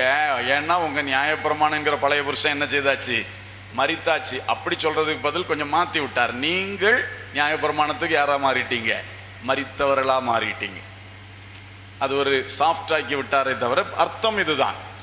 நியாயப்பிரமாணம் செத்து போச்சுன்னு சொல்றதுக்கு பதில் என்ன சொல்லிட்டாரு, நீங்கள் இப்பொழுது அதற்கு யாரா மாறிட்டீங்க, மரித்தவங்களை போல ஆயிட்டீங்க. அதனால இப்பொழுது அங்க மரிச்சாச்சு இல்ல, அந்த பழைய வாழ்க்கை முடிஞ்சாச்சு இல்ல, இப்ப புதிய வாழ்க்கையில வந்தாச்சு. இப்ப கிறிஸ்து என்கிற புருஷனை நீ கட்டிக்கொள், நீ அவரோடு சேர்ந்து கொள் என்று சொல்லி தைரியப்படுத்துகிறார் யூதர்களை. சோ அந்த பழைய நியாயப்பிரமாணம் என்று சொல்லுது it is a dead husband, அது ஒரு மரித்து போன ஒரு புருஷன். விசுவாசத்தின் கீழே பார்க்கும் பொழுது நியூ ஹஸ்பண்ட், கிறிஸ்து புதிய புருஷன். அப்போ அந்த பழைய வாழ்க்கைக்கு அங்கே ஒரு முற்றுப்புள்ளி வைத்து விட்டு நீ புதிய வாழ்க்கைக்குள் வா. கர்த்தருக்கு ஸ்தோத்திரம். நமக்கு என்ன, பழைய பாவத்துக்கு ஒரு முற்றுப்புள்ளி வைத்து விட்டு புதிய வாழ்க்கைக்குள் வா. அதுவும் அடுத்தது அவருக்கு திரும்ப கீழே பேசுறாரு பாருங்க, அது ஒரு பெரிய பாயிண்ட்ஸ். அந்த ரோமர் 7ஆம் அதிகாரம் 7ஆம் வசனம் தொடங்கி 25ஆம் வசனம் வரைக்கும் என்ன போகுது, பாவ பிரமாணத்தை பற்றி பேச ஆரம்பிச்சிட்டார். ஏன்னா ஒரு குரூப்பு நியாய பிரமாணத்துக்குள்ள கட்டப்பட்டு கிடக்குது, இன்னொரு குரூப்பு எந்த பிரமாணத்துக்குள்ள கிடக்குது, பாவ பிரமாணம். இந்த நியாய பிரமாணத்துக்குள்ள இருக்கிற குரூப்பும் எந்த பிரமாணத்துக்குள்ளேயும் சேர்ந்து கிடக்குது, அதுகளும் பாவிகள் தான். அவர் சொல்றாரு, நானே நியாய பிரமாணத்துக்குள்ள இருந்தேன், ஆனா அப்பவுமே எனக்குள்ள ஒரு பாவ பிரமாணம் என்ன செஞ்சுட்டு தான் இருந்துச்சு, கிரியை செஞ்சுட்டு தான் இருந்துச்சு அப்படின்னு சொல்லுகிறார். கர்த்தருக்கு ஸ்தோத்திரம். எனவே இப்போ டெட் ஹஸ்பண்ட், நியூ ஹஸ்பண்ட். அடுத்தது 6ஆம் வசனத்துல ஒண்ணு சொல்லுகிறார், வாசிங்க. இப்பொழுது நாம் பழமையான எழுத்தின்படி அல்ல, பழமையான எழுத்து புதுமையான ஆவியின்படி ஊழியம் செய்யத்தக்கதாக, புதுமையான ஆவி நம்மை கட்டியிருந்த நியாய பிரமாணத்துக்கு நாம் மரித்தவர்களாகி அதினின்று விடுதலையாக்கப்பட்டிருக்கிறோம். சரி, அந்த டெட் ஹஸ்பண்ட் நியூ ஹஸ்பண்ட் சொன்னாரு. இப்ப அடுத்து என்ன சொல்ற, அது பழமையான எழுத்து, முடிஞ்சு போன எழுத்து. ஆனா இப்ப வந்திருக்கிறது புதுமையான ஆவி. அது எழுத்து, இது ஆவி. அது பழமை, இது புதுமை. கர்த்தருக்கு ஸ்தோத்திரம். அப்படி ரெண்டையும் பிரித்து காட்டுகிறார். பழமையான எழுத்து, இது புதுமையான ஆவி. இன்னும் இந்த 7ஆம் வசனம் தொட்டு 22ஆம் வசனம் வரைக்கும் வரும் பொழுது ஒரு காரியத்தை சொல்லுகிறார். அதை வாசித்தா நமக்கு கொஞ்சம் புரிய கொஞ்சம் கடினமாக இருக்கும். என்ன சொல்லுகிறார், 8ஆம் வசனத்துல மட்டும் வாசிங்க. பாவமானது கற்பனையினாலே சமயம் பெற்று சகலவித இச்சைகளையும் என்னில் நடப்பித்தது. நியாயப்பிரமாணம் இல்லாவிட்டால் பாவம் செத்ததா இருக்குமே. அப்போ நியாயப்பிரமாணம் வந்து பாவத்தை உயிர்ப்பித்து விட்டது என்று சொல்லுகிறார். நியாயப்பிரமாணம் இல்லாவிட்டால் பாவம் செத்ததாக இருக்கும். இப்போ நியாயப்பிரமாணத்துடைய தலைப்பின் கீழே என்ன பாயிண்ட் வருதுன்னா, அது பாவத்தை உயிர்ப்பித்து விட்டது. கர்த்தருக்கு ஸ்தோத்திரம். இதோடைய அர்த்தம் என்னவென்றால், நியாயப்பிரமாணம் என்று ஒன்று கொடுக்கப்படும் வரைக்கும் மனுஷனுக்கு பாவம் இன்னதென்று வகையறுக்க சரியா தெரியாது. ஆனால் எப்பொழுது நியாயப்பிரமாணம் கொடுக்கப்பட்டதோ அப்பொழுது மனுஷனுக்கு தெரிய ஆரம்பிச்சிட்டு இது பாவம். சோ பாவம் உயிர் பெற்று விட்டது. அதான் அதோட அர்த்தம்.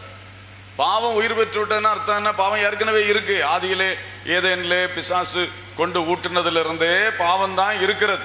ஆனால் இப்பொழுது இந்த நியாயப்பிரமாணம் சீனாய் மலையில கொடுக்கப்பட்ட பிறகு இதுவரைக்கும் தெரியாம இருந்த பாவம் இப்ப என்ன செய்தாச்சு, உயிர் பெற்று எழும்பிற்று. தெரிய வந்தாச்சு, எல்லாருக்கும் தெரியும் இது பாவம், இது பாவம், இது பாவம் என்று தெரியும். இதை வைத்து தான் அவர் அடுத்து ஃபுல்லாக எழுதி கொண்டு வருகிறார். அப்போ எனக்குள்ள ஒரு ஒன்று கூட எழும்பிற்று, பாவ பிரமாணம்னு ஒன்று எனக்குள்ள எழும்பிற்று. இப்போ நியாயப்பிரமாணம் வந்த பிறகு அது தெரிய வந்துருச்சு. தெரிய வந்து அது இப்போ எழும்பி போராடுது. போராடி அதோட கடைசி சாராம்சம் என்னன்னா 25ஆம் வசனம். நம்முடைய கர்த்தராகிய இயேசு கிறிஸ்து மூலமாய் தேவனை ஸ்தோத்திரிக்கிறேன். ஆதலால் நானே என் மனதினாலே தேவனுடைய நியாயப்பிரமாணத்துக்கும், மனதிலே நியாயப்பிரமாணம், மாம்சத்திலேயோ பாவ பிரமாணத்துக்கும் ஊழியம் செய்கிறேன். மாம்சத்துல பாவ பிரமாணம், இதுதான் அதோடைய ஜிஸ்ட். என்ன, எனக்கு மனசுல நியாயப்பிரமாணம் இருக்குது, எல்லாம் படிச்சிருக்கேன், மனசுல இருக்கு இது பாவம், இது பாவம். என் மனசுக்குள்ள இந்த பாவம் உயிர்ப்பிக்கப்பட்டு இதான் பாவம், இதான் பாவம்னு நல்ல உணர்வு வந்துட்டு, அப்போ மனசுல நியாயப்பிரமாணம் நிக்குது. ஆனால் மாம்சத்துல என்ன இருக்குது, பாவ பிரமாணம் இருக்குது. இது ரெண்டுக்கும் இடையில கிடந்து நான் என்ன செய்யறேன், எனக்கு தெரியுது இதுதான் நல்லதுன்னு, நியாயப்பிரமாணம் என் மனசுல இருந்து சொல்லுது இதான் நல்லது, இதான் நன்மை. ஆனால் செய்ய முடியாது. ஏன்னா மாம்சம் எதுக்கு உள்ள இருக்குது, பாவ பிரமாணத்துக்குள்ள இருக்கிறதுனால நான் நன்மை செய்ய விரும்பினாலும் செய்யும் பொழுது தீமை செய்கிறேன். இந்த ரெண்டு பிரமாணமும் எனக்குள்ள கிடந்து போராடி அதுதான் சொல்லுகிறான், நிர்பந்தமான மனுஷன் நான், இந்த மரண சரீரத்திலிருந்து யார் என்னை விடுதலை ஆக்குவார். பயங்கரமான போராட்டம். நியாயப்பிரமாணம் இல்லாத காலத்துல இதை பற்றி ஒரு உணர்வு கிடையாது. இப்ப நியாயப்பிரமாணம் வந்தாச்சா, பாவம் என்னதுன்னு தெரிய ஆரம்பிச்சாச்சு, மனசுல வந்து சட்டம் இதுன்னு சொல்லுது, இதான் ரைட்டு இதான் ராங்குன்னு சட்டம் பயங்கரமா சொல்லிட்டே இருக்குது. மனசுல இருக்கு, ஜீவியத்துல வரலையே, செய்ய முடியலையே, பாவத்துக்கு அடிமையாய் கிடக்கிறோம். அப்ப இதுல இருந்து எங்களுக்கு ஒரு விடுதலை தேவை. நியாயப்பிரமாணம் பிரயோஜனம் இல்லை என்பதை சொல்றார். நீ நியாயப்பிரமாணம் வந்து உனக்கு பாவம் இன்னதுன்னு லைட் போட்டு காட்டுச்சே தவிர அந்த பாவத்திலிருந்து உன்னை அதை என்ன செய்ய முடியல, விடுதலையாக்க முடியல. பாவ பிரமாணம் உன்னை அலக்கழித்து கொண்டே இருக்கிறது. இனி மறுபக்கத்தை பார்ப்போம். அப்ப இங்க இந்த பக்கத்துல என்ன பார்த்தோம், இதுல சட்டம் அல்லது நியாயப்பிரமாணத்தின் பக்கத்துல பார்த்தோம் பாவம் உயிர்ப்பிக்கப்பட்டது. மறுபக்கம் ரோமர் 6ஆம் அதிகாரம் 11ஆம் வசனம். நீங்களும் உங்களை பாவத்திற்கு மரித்தவர்களாகவும் நம்முடைய கர்த்தராகிய இயேசு கிறிஸ்துவுக்குள் தேவனுக்கென்று பிழைத்திருக்கிறவர்களாகவும் எண்ணிக்கொள்ளுங்கள். இப்போ கிறிஸ்துவின் பிரமாணம் வரும்பொழுது என்ன நடக்குது, பாவத்துக்கு மரித்தவர்களாய் மாறிவிட்டோம். அல்லேலூயா. நியாயப்பிரமாணத்தில் வந்து பாவத்தை உயிர்ப்பித்து விட்டுடுச்சு, கிறிஸ்துவின் பிரமாணம் வந்து பாவத்தை கொன்னுருச்சு. நாம் பாவத்துக்கு மரித்தவர்களாய் மாறிவிட்டோம். இதுதான் ரெண்டுக்குள்ள வித்தியாசம். நியாயப்பிரமாணம் பாவத்தை உயிர்ப்பித்து விட்டு விட்டது, கிளப்பி விட்டுருச்சு, இதான் பாவம் இதான் பாவம், ஆனா விடுதலை இல்லை. ஆனா கிறிஸ்துவின் பிரமாணம் வந்தோடனே என்ன செஞ்சிருச்சு, இந்த நியாயப்பிரமாணம் கிளப்பி விட்ட பாவத்தை அடித்து நிர்மூலம் பண்ணி விட்டது, முடித்து விட்டது. பாவத்துக்கும் எனக்கும் இனி சம்பந்தம் இல்லை. அந்த பாவ பிரமாணம் என்ன விட்டு போயாச்சு. பாவத்தின் மேல் ஜெயம். இன்னொரு வசனம் கூட 14ஆம் வசனம், ரோமர் 6:14. நீங்கள் நியாயப்பிரமாணத்திற்கு கீழ்ப்பட்டிராமல் கிருபைக்கு கீழ்ப்பட்டிருக்கிறபடியால் பாவம் உங்களை மேற்கொள்ள மாட்டாது. பாவம் உங்களை மேற்கொள்ள மாட்டாது. அப்ப நியாயப்பிரமாணத்துக்கு கீழே இருந்தா பாவம் மேற்கொள்ளும். பாவம் பாவம்னு அது சொல்லும், ஆனா பாவத்திலிருந்து ஜெயிக்கக்கூடிய வழி அங்க இல்லை, முடியாது. இவனை பாவம் மேற்கொண்டு கீழே தள்ளி போடுது, பாவியாத்தான் வாழ்றான், நியாயப்பிரமாணம் பெற்ற பாவி. ஆனால் இப்பொழுது கிறிஸ்துவின் பிரமாணத்துக்குள்ளே வந்தவுடனே, விசுவாச காரியத்துக்குள்ளே வந்த உடனே he is dead to sin. அவன் பாவத்துக்கு மரிச்சிட்டான், பாவம் இனி அவனை மேற்கொள்ளாது. ஏன்னா அவன் கிருபைக்கு கீழ்பட்டிருக்கிறான். முந்தி நியாயப்பிரமாணத்துக்கு கீழ்பட்டிருந்த நபர் இப்போ விசுவாசியான பிறகு எதுக்கு கீழ்பட்டிருக்கிறோம் சொல்லுங்க, கிருபைக்கு கீழ்பட்டிருக்கிறோம். ஆகவே பாவம் நம்ம என்ன செய்யாது, மேற்கொள்ளாது. அல்லேலூயா, அல்லேலூயா, கர்த்தருக்கு ஸ்தோத்திரம். கிருபைக்கு கீழ்பட்டிருந்தா பாவம் ஒருபோதும் என்ன செய்யாது, மேற்கொள்ள. பாவம் போராடி பார்க்கும், ஆனால் பாவம் நம்மை மேற்கொள்ள முடியாது. கிருபைக்கு கீழ்பட்டிருக்கணும். இங்கே ஒரு நிறுத்தி ஒரு காரியத்தை சொல்ல விரும்புகிறேன். கிருபைக்கு கீழ்பட்டிருக்கணும்னா என்ன வேணும்? நம்பர் 1 மனத்தாழ்மை. பெருமை உள்ளவர்களுக்கு தேவன் எதிர்த்து நிற்கிறார், தாழ்மை உள்ளவர்களுக்கோ கிருபை அளிக்கிறார். அப்போ மனத்தாழ்மையோடு வாழுகிறவனை பாவம் என்ன செய்யாது, மேற்கொள்ளாது. கர்த்தருக்கு ஸ்தோத்திரம். மனத்தாழ்மை ரொம்ப அவசியம். மனத்தாழ்மையுடன் வாழ்ந்து தேவ கிருபைக்குள்ளேயே நிலை நிற்கணும். பெருமைகள், மேட்டிமைகள், சுய காரியங்கள்லாம் எழும்பின உடனே தன்னிஷ்டம் செய்து தேவ கிருபையை விட்டு என்ன செய்திருவாங்க, வெளியே போயிடுவாங்க. தேவ கிருபையை விட்டு வெளியே போயாச்சுன்னா அப்புறம் பாவம் விழுங்கி போடும். இதில் நம்ம ரொம்ப கேர்ஃபுல்லாக இருக்க வேண்டும். தேவ கிருபைக்குள் எப்பொழுதும் நிலைநிற்கணும், மனத்தாழ்மையோடு வாழ வேண்டும். கர்த்தருக்கு ஸ்தோத்திரம். அதை கவனித்துக் கொள்ளணும். சரி, இப்பொழுது அந்த 25ஆம் வசனத்தில் சொன்னேன் இல்லையா, 7:25 மனதில் நியாய பிரமாணம், மாம்சத்தில் என்ன பிரமாணம்? பாவ பிரமாணம். இதுக்கு மறுபக்கம் ரோமர் 8:2. ரோமர் 8:2 கிறிஸ்து இயேசுவினாலே ஜீவனுடைய ஆவியின் பிரமாணம் என்னை பாவ பிரமாணம் என்பவர்களின் பிரமாணத்தினின்று விடுதலை ஆக்கிற்று. ஆவியின் பிரமாணம் அதுதான் என்னை இந்த பாவ பிரமாணத்திலிருந்து என்ன செய்திருக்கிறது? இப்போ விடுதலை பண்ணி இருக்கிறது. அப்போ அந்த பக்கம் மனதில் நியாய பிரமாணம், மாம்சத்தில் பாவ பிரமாணம். இப்படி வாழ்ந்த என்னை இப்பொழுது விசுவாசி என்ற ஸ்டேட்டஸ்ல நான் வந்த பிறகு, நீதிமான் ஆக்கப்பட்ட பிறகு என்னாச்சுன்னா ஆவியின் பிரமாணம் வந்து என்னை நடத்துகிறது. ஆவியின் பிரமாணம், பரிசுத்த ஆவி என்னை கைடு பண்ணுகிறார், என்னை நடத்துகிறார். இந்த ஆவியின் பிரமாணம் வந்து என்னை நடத்த ஆரம்பித்து விட்டது. அப்பொழுது பாவ பிரமாணம் என்ன செய்து விட்டது? அழிக்கப்பட்டு விட்டது. ஹல்லேலூயா. அப்ப நியாய பிரமாணத்தில் வராத ஜெயத்தை கிறிஸ்து இயேசுவில் விசுவாசம் வைக்கிறவர்கள் கிறிஸ்துவின் விசுவாசத்தினாலும் ஆவியினாலும் பெற்றுக்கொள்கிறார்கள். இனி கலாத்தியர்ல போவோம். கலாத்தியர் 3ஆம் அதிகாரம், அங்கே நியாயப்பிரமாணத்தை குறித்து சில காரியங்களை சொல்லுகிறார். 10ஆம் வசனம் வாசிங்க, அதோட ஆரம்ப வாக்கியம். நியாயப்பிரமாணத்தின் கிரியைக்காரராகிய யாவரும் சாபத்துக்குட்பட்டு இருக்கிறார்கள். சரி, அடுத்து நியாயப்பிரமாண பட்டியலில் சேர்க்க வேண்டியது என்னது? அந்த காலத்தில் எழுத வேண்டியது சாபம். நியாயப்பிரமாணத்துக்குள்ள கிடக்கிறவன் எல்லாம் வர வர என்ன அனுபவிச்சுட்டே போறான்? சாபம் சாபம் சாபம். ஏன்னா இவனுக்கு ஜெயமா வாழ்ந்த ஆசீர்வாதத்தை பெற முடியல. அங்கே செய்கிற தப்புக்கெல்லாம் சாபமும் தண்டனையும் கூறப்பட்டிருக்கிறது. இவன் சாபம் சாபம் ஆகி முழு சாபமா போயிட்டான். மனுஷ வாழ்க்கை நியாயப்பிரமாணம் இது ஆசீர்வாதம், இது சாபம் என்று சொல்லுகிறது. ஆனால் சாபத்திலிருந்து ஆசீர்வாதத்துக்கு வர்ற வழி அங்கே இல்லை, முடியல மக்களுக்கு. நியாயப்பிரமாணத்தை வச்சு அவன் சொல்லி சொல்லி அவன் தண்டனை எல்லாம் எடுத்து எல்லாரும் சாபத்திற்குள்ளாக போய்விட்டார்கள். அப்படி இருக்கும் பொழுதுதான் தொடர்ந்துள்ள வசனத்துல 13ஆம் வசனத்துல படிக்கிறோம். மரத்திலே தூக்கப்பட்ட எவனும் சபிக்கப்பட்டவன் என்று எழுதி இருக்கிறபடி கிறிஸ்து நமக்காக சாபமாகி நியாயப்பிரமாணத்தின் சாபத்திற்கு நம்மை நீங்களாக்கி மீட்டு கொண்டார். சரி, அப்போ இங்கே நியாயப்பிரமாணம் சாபத்துக்குள்ளாக்குறது, கிறிஸ்துவை பற்றும் விசுவாசம் சாபத்திலிருந்து விடுதலையாக்குகிறது. அல்லேலூயா. நியாயப்பிரமாணம் அதால ஆசீர்வாதத்தை கொடுக்க முடியல, அது சாபத்துக்குள்ளே போயிருச்சு, எல்லாம் சாபத்துக்குள்ளே நடத்திருச்சு எல்லாரையும். இப்போ கிறிஸ்து வந்தார். அவர் வந்து இந்த நியாயப்பிரமாணத்தின் சாபத்தை எல்லாம் தானே எடுத்து சிலுவையிலே அங்கே சுமந்து தீர்த்து சாபத்தை மாற்றி ஆசீர்வாதத்தை கொடுத்தார். அதுல இன்னொரு காரியம் கூட வாசிக்க வேண்டும். 14ஆம் வசனம், அந்த எப்படி அந்த ஆசீர்வாதத்தை பெற்றார்? ஆபிரகாமுக்கு உண்டான ஆசீர்வாதம், ஆபிரகாமுக்கு உண்டான அந்த விசுவாசத்தினால் கிடைத்த ஆசீர்வாதம் கிறிஸ்து இயேசுவினால் புறஜாதிகளுக்கு வரும்படியாகவும், கிறிஸ்து இயேசுவினால் நமக்கு புறஜாதிகளாய் நமக்கு வரும்படியாக ஆவியை குறித்து சொல்லப்பட்ட வாக்குத்தத்தத்தை நாம் விசுவாசத்தினாலே பெரும்படியாகவும் இப்படி ஆயிற்று. சரி, அப்போ பாருங்க, இப்ப என்னாச்சு? இந்த நியாயப்பிரமாணம் சாபத்துக்குள்ள நடத்திருச்சு. கர்த்தர் இயேசு சாபத்தை உடைத்து ஆசீர்வாதத்தை தந்த பொழுது நமக்கு பழைய லிங்க்ல இருந்து வந்துட்டோம். ஆபிரகாம் என்ற அந்த தொடர்ச்சியிலிருந்து விசுவாசத்தினால் அவர் ஆசீர்வாதம் பெற்றார். அது இப்ப கிறிஸ்து இயேசு மூலம் விசுவாசிக்கிற அனைவருக்கும் ஆபிரகாமுக்கு உண்டான ஆசீர்வாதம் வந்துருச்சு. அதோடு கூட அவருக்கு வாக்குத்தத்தம் கானான் தேசம், நமக்கு வாக்குத்தத்தம் பரிசுத்தாவியை குறித்த வாக்குத்தத்தம். அல்லேலூயா. பரிசுத்தாவி என்பது தேவனுடைய ஆளுகை. பூமியிலே தேவனுடைய ஆளுகை பரிசுத்தாவின் மூலம் நடக்கிறது.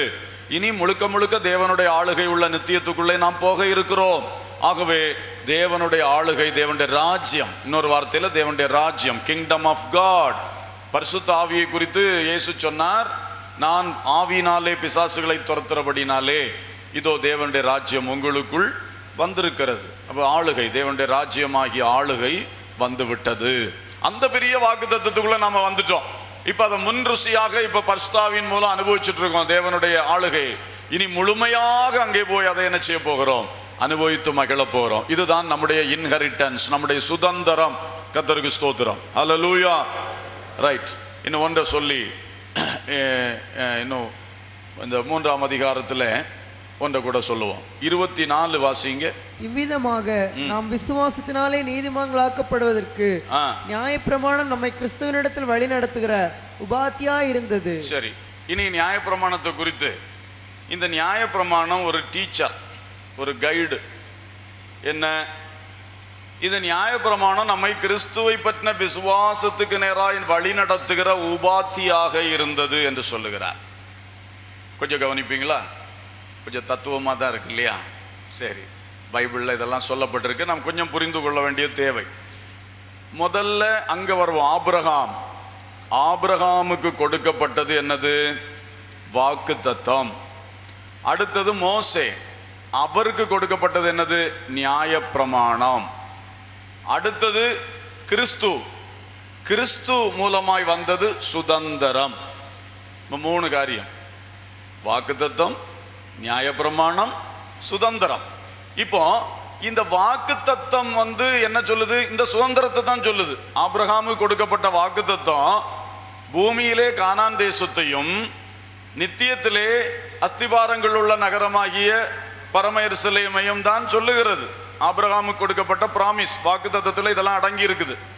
அப்போ ஆபிரகாமுக்கு கொடுக்கப்பட்ட வாக்குத்தத்தத்தை நிறைவேற்றும்படி கிறிஸ்து வந்தார். அந்த சுதந்திரத்தை, அந்த இன்ஹெரிட்டன்ஸ், பெரிய சுதந்திரம், இதை அப்ப இடையில இந்த நியாயப்பிரமாணத்துக்கு வேலை என்ன?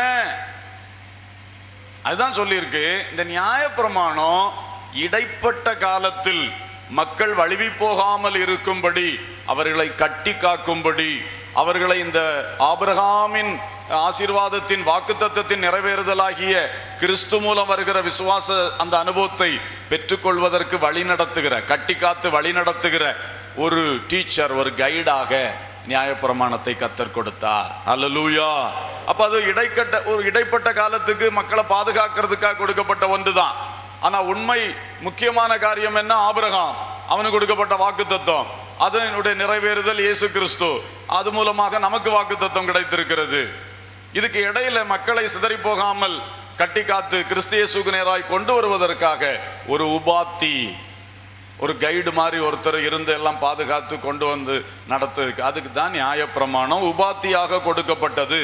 அதே வேளையில 26ஆம் வசனம், நீங்கள் எல்லாரும் கிறிஸ்து இயேசுவை பற்றி விசுவாசத்தினால் தேவனுடைய புத்திரராய் இருக்கிறீர்களே.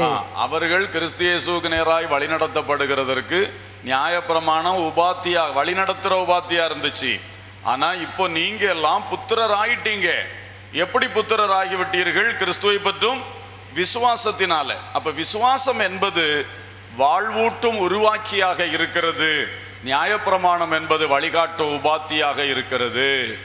அது ஒரு வழிகாட்டுகிற உபாத்தி தான். காட்டும், இங்க போ, இங்க போ, மேசியா வருவார், மேசியா வருவார் என்று சொல்லும்.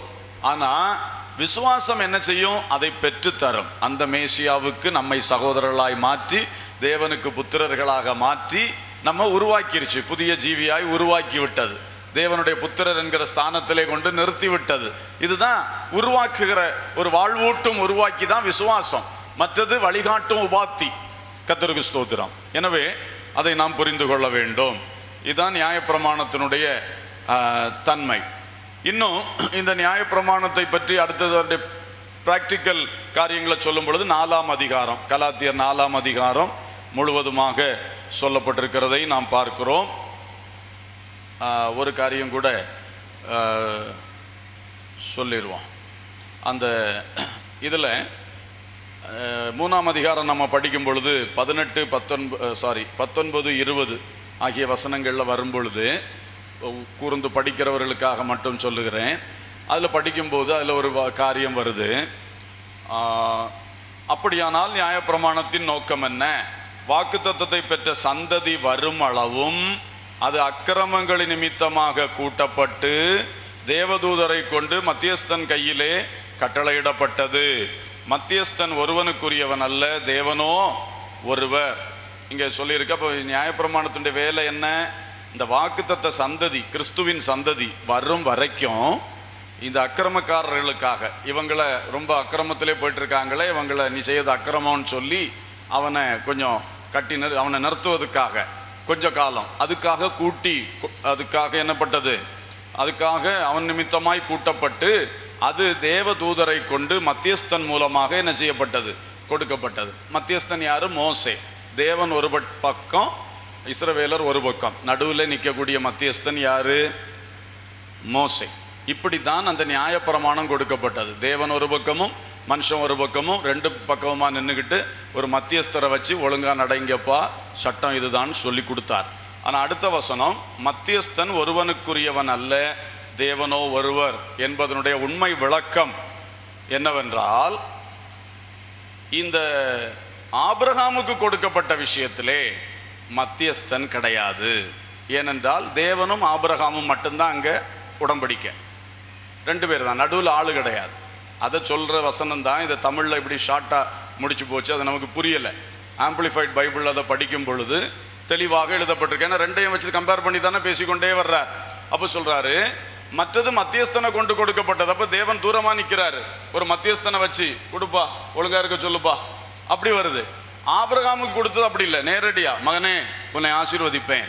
ரெண்டுக்கு எவ்வளோ பெரிய வித்தியாசம் இருக்குது.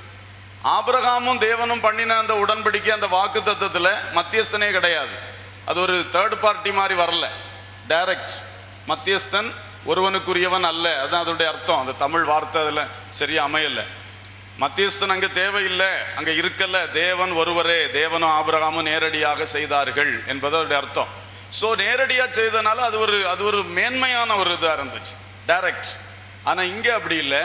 இந்த ஜனங்கள் சரியில்லை, அக்கிரமக்காரர், அவர்களுக்காக இது கூட்டப்பட்டு தேவதூதர் கையினால என்ன செய்யப்பட்டதுன்னு சொல்லி இருக்கு, மத்தியஸ்தன் மூலமாக கொடுக்கப்பட்டது. ஸோ தூரத்தில் நின்று தேவன் கொடுக்கிறார், ஒழுங்கா இருப்பா, என் குமாரனை நான் அனுப்புவேன், அப்பதான் நான் ஆபிரகாமோட செய்த உடன்படிக்கை நிறைவேறும், அது வரைக்கும் நீ ஒழுங்காயிரு, அப்படி சொல்லி கொடுக்கப்பட்டது. இதெல்லாம் பவுல் சொல்லி இந்த நியாயப்பிரமாணம், விருத்த சேதனம், கிரியையினால வர்றது எல்லாம் அடிச்சு கீழே தாத்துட்டு சொல்றாரு, அது ஆபிரகாம்ட்டு புறப்பட்ட விசுவாசம் தான்ப்பா, அதைத்தான் கிறிஸ்து நிறைவேற்றினாரு. நீ அந்த விசுவாசத்துக்குள்ள வந்து நீ பரம பாக்கியத்தை என்ன செய்து கொள், பெற்றுக்கொள் என்று சொல்லி வழி நடத்துறார். இனி அதுல டாப்பாக கடைசியாக கொண்டு வரும் பொழுது ரெண்டு விஷயம் சொல்லி முடிச்சிருவோம். அதுல 4ஆம் அதிகாரத்தில் வரும் பொழுது என்ன சொல்றாருன்னா,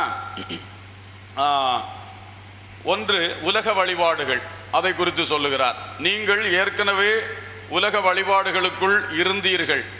3ஆம் வசனத்தில் சொல்றார், 4:3. அப்படியே நாமும்னா ஜூயிஸ் கிறிஸ்டியன்ஸ், யூத கிறிஸ்தவர்கள், நாமும் சிறுபிள்ளைகளாய் இருந்த காலத்தில் இவ்வுலகத்தின் வழிபாடுகளுக்கு அடிமைப்பட்டவர்களாய் இருந்தோம்.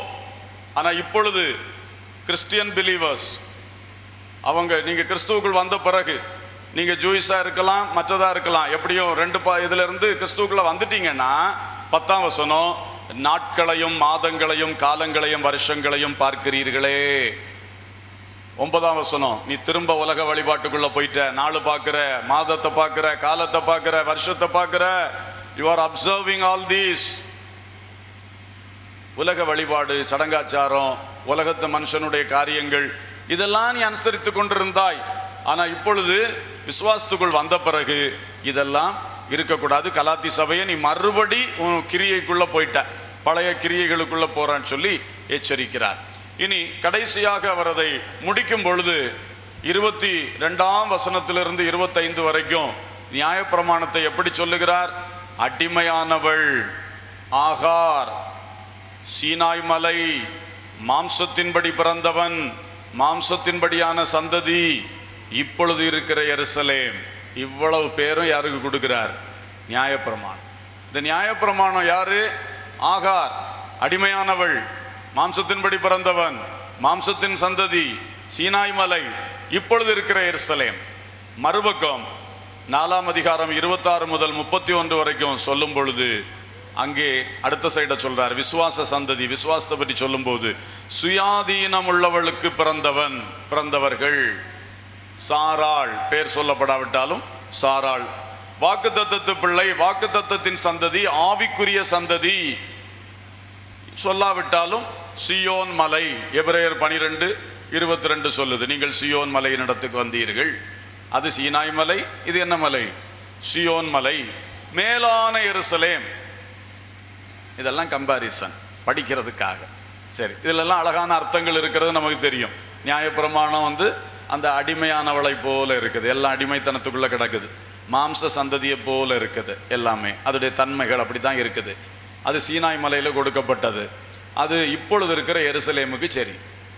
இனி இந்த பக்கம் வந்து கிறிஸ்துவுக்குள்ளான விசுவாசம் என்பது சுயாதீனம் உள்ளது. அது கட்டுகளுக்குள், பாவக்கட்டு கிடையாது, பழைய நியாயப்பிரமாணத்தின் சாபக்கட்டு கிடையாது, எல்லா கட்டிலிருந்து விடுதலையாகி சுயாதீனம் உள்ளவள். அது வாக்குத்தத்த சந்ததி, வாக்குத்தத்த பிள்ளை, வாக்குத்தத்தம் உண்டு, நித்திய ஜீவனை குறித்த வாக்குத்தத்தம். ஆவியின் படி பிறந்தவன், ஆவியின்படி பிறந்தவன், நாம் ஆவியினாலே மறுபடி பிறந்தவர்கள். சியோன் மலை, சியோன் மலை, அந்த சியோன் மலை மேன்மையான மகிமையான இடத்திற்கு வந்து சேர்ந்திருக்கிறோம். மேலான எருசலேம், மேலான எருசலேம், வரப்போகிற பரம எருசலேம். இப்படி நிறைய காரியங்கள் அவர் இந்த ரோமருக்கு எழுதின நிருபத்திலும் கலாத்தியர்கள் நிருபத்திலும் சொல்லியிருக்கிறார். எனவே விசுவாசத்தினாலே நீதிமான்களாக்கப்பட்ட நாம் எக்காரணம் கொண்டும் இந்த கிரியா பிரமாணத்துக்குள் திரும்ப போய்விடவே கூடாது. மேன்மையான விசுவாசத்தை பிடித்து கொண்டு கர்த்தருடைய ஆவியின் பிரமாணத்தின்படி நடந்து மேலான எருசலேமை சுதந்தரித்து கொள்ளும்படி மேலான வாழ்க்கை செய்வோமாக. எல்லாரும் கண்களை மூடி கர்த்தரை நாம் நோக்கி பார்க்கலாம். நல்ல தகப்பனே, உடைய கிருபைக்காக நன்றி சொல்லுகிறோம். இந்த ராத்திரி வேளை நாங்கள் தியானித்த பகுதியிலே கர்த்தருக்குள் விசுவாசத்தினாலே நீதியை பெற்ற நாங்கள் ஒருபொழுதும் அந்த நியாயப்பிரமாண கிறிஸ்தவர்களைப் போல் ஆகிவிடாதபடிக்கு, கர்த்தாவே பழைய கிரியைகளுக்குள்ளே கடந்து செல்லாதபடிக்கு, கிரியா பிரமாணத்துக்குள் நாங்கள் கடந்து போய்விடாதபடி, நாங்கள் எதெல்லாம் இந்த விசுவாசத்தினாலே என்ன கிரியைகளை செய்திருக்கிறோமோ அதை ஒரு மேன்மையாக நினைத்து நாங்கள் கட்டப்பட்டு நின்று விடாதபடி இன்னும் தாழ்மையோடு விசுவாச பாதையில் முன் செல்ல எங்களுக்கு கிருபை செய்யும். யார் யாருடைய ஜீவிதத்திலே பாவத்தின் போராட்டங்கள், மாம்சத்தின் போராட்டங்கள் இருக்கிறதோ அவைகளில் நல்ல ஜெயம் தந்து வெற்றியாய் நல்ல ஆவிக்குரிய விசுவாசிகளாய் வாழக்கூடிய கிருபையை நீர் எங்களுக்கு தர வேண்டும் என்று ஜெபிக்கிறோம். உமது நல்ல கரத்தில் நாங்கள் ஒப்பு கொடுக்கின்றோம். கர்த்தர் எங்களை பொறுப்படும். இயேசுவின் நாமத்தில் கேட்கிறோம் பிதாவே, ஆமேன்.